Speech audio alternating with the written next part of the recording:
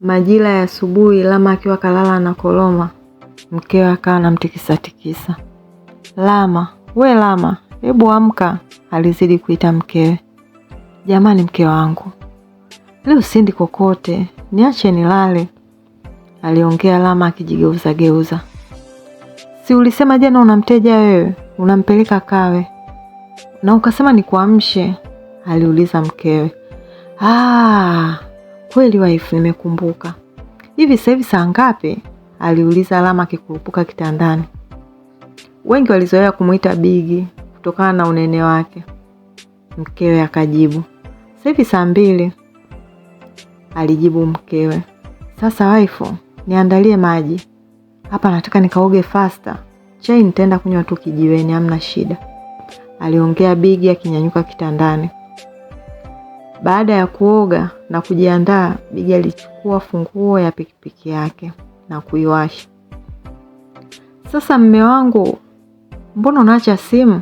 aliuliza mkewe huku akimkimbizia mumewe ambaye alikuwa anaondoka. Unajua hapa yule dada bwana alisema nimfuate. Sasa simu yake haipatikani, au Musa unapajua kwake?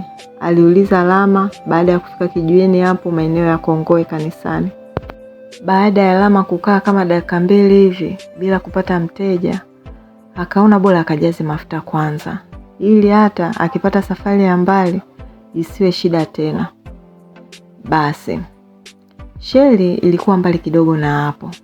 Wakati anaelekea Sheli, njiani akakutana na mdada ambaye alionekana kuwa anatafuta bodaboda, maana mara kadhaa alisimamisha bodaboda ambazo alihisi hazina abiria. Vipi dada, unaelekea wapi? aliuliza Lama. Naelekea Toa Ngoma na nahitaji kuwahi kweli jamani, aliongea yule dada. Sawa, 10,000 twende, aliongea Lama. Hamna shida, ila nakuomba kaka, kimbiza boda maana nataka niwahi kweli, aliongea yule dada akijipakia kwenye bodaboda.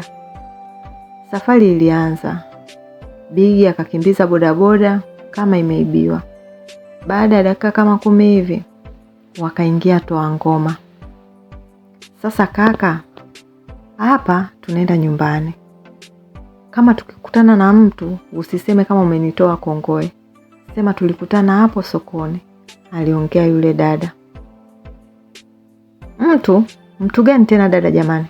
Mimi kazi yangu kukuleta na sio kuulizwa maswali. Kwanza naomba hela yangu kabisa. Hapa mambo naona yatakuwa mengi hapa, aliongea Lama akisimamisha bodaboda. Yule dada akafungua pochi akatoa 10,000 na kumpa Lama.